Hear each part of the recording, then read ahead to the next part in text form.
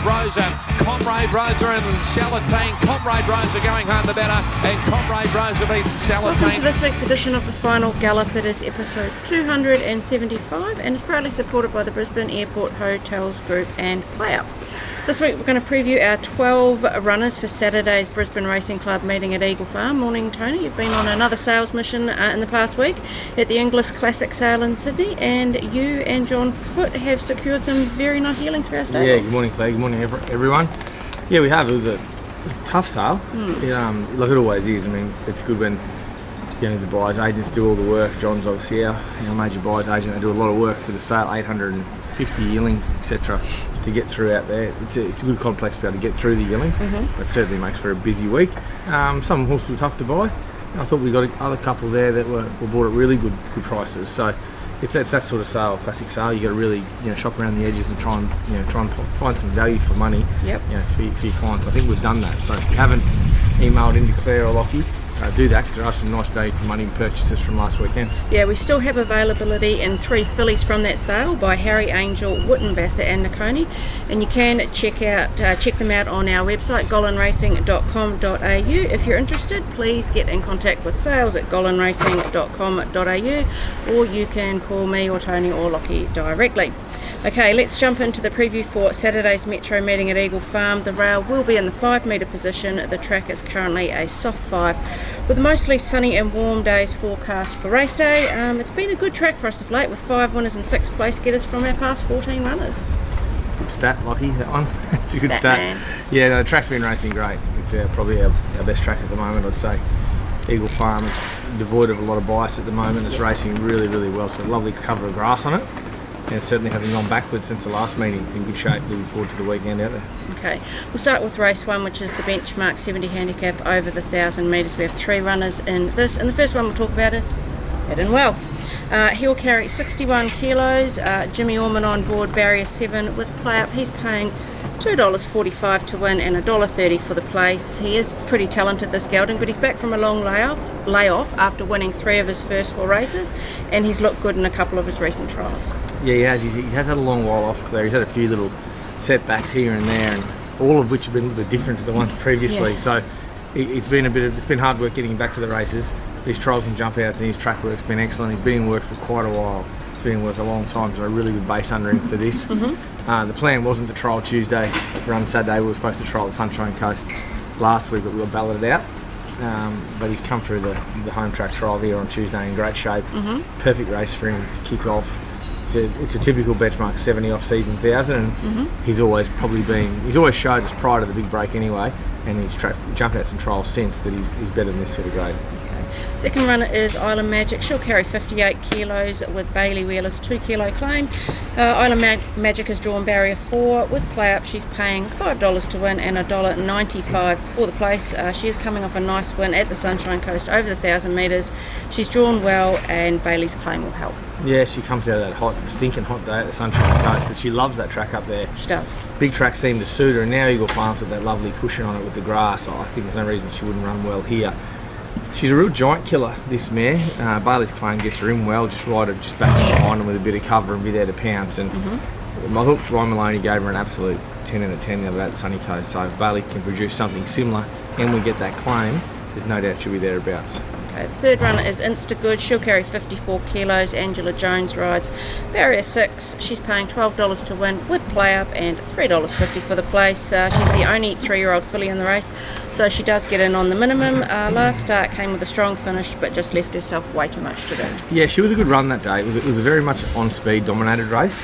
I'm not sure whether this one will be the same. There's a bit of tempo here, and etc. So, if horses can make up ground from mid to back, which is where she'll be, there's no reason she couldn't run well. She's a 1,000 metre Eagle Farm winner before in 3-year-old company, and those races are always strong races. So I think she reserves her best racing for here. Okay. And like I mentioned about Island Magic winning on that really hot day at the Sunshine Coast, some horses just weren't at their best in that sort of weather, and I think she was one of them. So I think racing back at home here on the weekend, I think she's a big improver. I'm not sure there should be the same disparity in price between Island Magic and her. Okay. But I clearly have Hidden Wealth on top. Hidden Wealth out of the 3, just Yeah, barely. on top. Okay.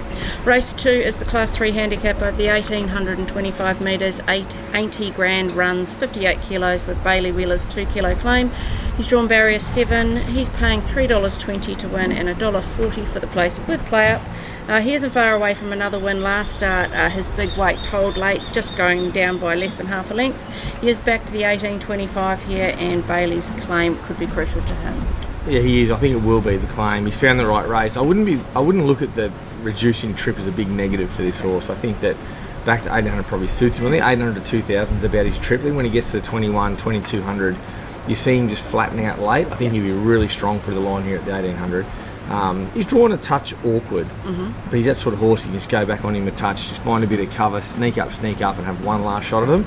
There's no reason he couldn't be competitive here. He's ran in better races than this. Yep. He's very consistent at the moment, running super consistently, so he's a real live chance here. Race 4 is the Fillies and Mares benchmark 78 handicap over 1200 metres. We have 2 running in this. Black on Beauty will carry 59 kilos with Jimmy Orman, barrier 5. She's paying $3.50 to win and $1.40 for the place with PlayUp. She was a little bit disappointing first up, though she wasn't very far away from the winner. She did win her 2 previous starts before a break at this track and distance. Yeah, she was a bit disappointing first up, I thought. She did get softened up quite a lot. She mightn't have been screwed down, so I probably hoped that she was. I did anticipate going back to the trials with her, and we just sort of didn't do that. But her track work since has been really, really good. Her recoveries are great. She'll roll forward. It looks like her and another one on drawn low will probably share the lead. Okay. So she'll just be up there on speed, getting a much easier time of it than what she got the other day, and she's a much improved horse fitness-wise. I think second up when she was with us at last preparation, which was her first prep, you saw that really good improvement. Yes. I think you'll see something similar Saturday.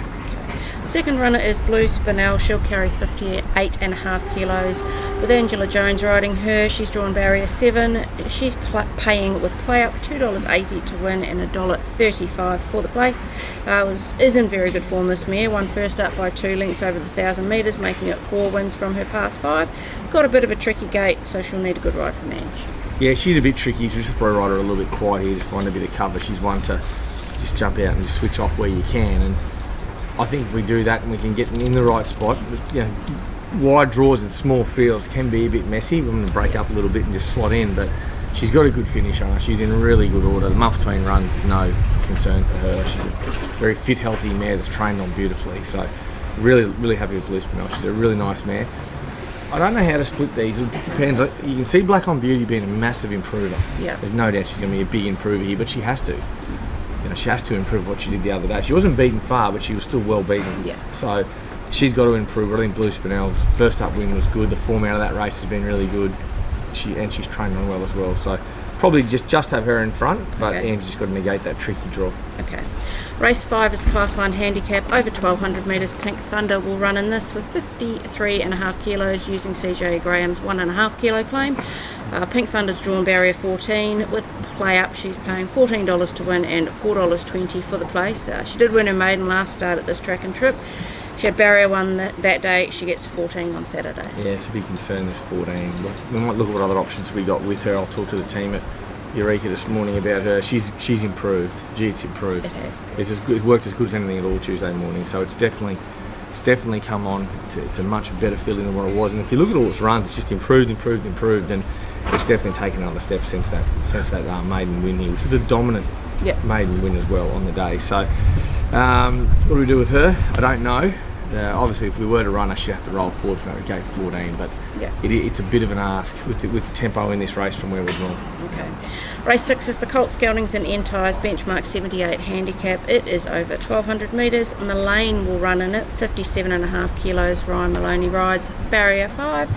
With PlayUp, Millane's paying $2.60 to win and $1.35 for the place. He's been a bit of a challenge to keep his mind on the job in races, but he definitely has the talent. He has had the ultimate gear change and been gelded, and has been given 2 trials since resuming, looking quite impressive. Look, with the big team horses in Saturday, he'd be one of the most excited on saddle up on Saturdays, this bloke here. The change in him since he's been gelded is just remarkable. Nothing like the horse he was before. His trials, jump outs have been brilliant. His work's been outstanding. his characteristics and attitude, he's still the same sort of spunky horse, but he's not that stallion now that was roaring out and wanting to think about everything else rather than what he was doing. So I'll be shocked on Saturday if he can't take the attitude I see here to the races and do the right thing. If he does, he's easily got the talent. Yeah. You know, he's better than this greater horse. So he's a really nice horse. He's one I'm exceptionally looking forward to running on the weekend. Okay. Race 8 is the benchmark 68 handicap over 1400 metres. Castilian, he'll carry 59.5 kilos. Ryan Millane rides. He's drawn barrier 1 with PlayUp. He's paying $2.60 to win and $1.40 for the place. He is a newcomer to the stable under a new ownership group, continuing from a Sydney preparation where last start he was just run down late over the mile. Yeah, he's a bit of a tricky horse. Watching his replays, even going over them again yesterday, he's a bit tricky. He can loom and look like he's going to get to the front and obviously peak out in his run. So I think there's going to be a little bit of timing in how you ride him. I think a low draw is a massive plus. Yeah. Massive plus here. He seems to step all right and sort of just filtered his way back in Sydney. So off this low draw, if we can posse up not too far away from the speed, getting a soft run, I think he's got that one short sharp sprint. Want to ride him accordingly. The Sydney form, what they call it, the SF Sydney form, all the TAB guys. They love that, and the market's reacted accordingly to it. Absolutely. We don't know him all that well yet. We've just got him in here and got him and just filtered him through. Obviously, come very fit, so he's a really fit horse. He's drawn low. You'd imagine he's got the right sort of form, for those Sydney benchmark races for this.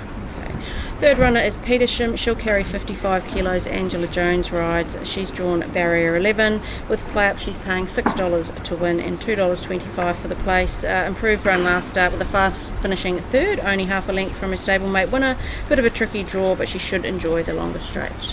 Yeah, she should. I think she reserves her best racing for bigger tracks. Unfortunately, she's been doomed with that rail out, and she just couldn't reel him in the other day. She got caught back in a trickier spot in a very much controlled race up front. So did a good job getting as close as she did. I think Eagle Farm will suit her. She's just got that bad habit of ambling out the gates and getting back in the races, and that just puts her in a position to, to not be able to hold a spot where she does drop down nicely in weight here.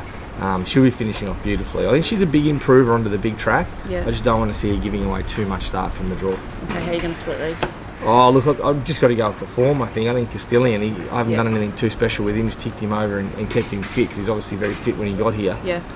I kind of like him back to 1400. Okay. I thought he peaked at the mile the other day. I like him back to this trip, and if we can get the soft run, which he should off that draw, there's no reason he couldn't sprint through and be hard to beat here. Race 9 is the Class 6 handicap over the mile. Aussie Nugget runs with 59.5 kilos. Angela Jones will ride him. Barrier 8.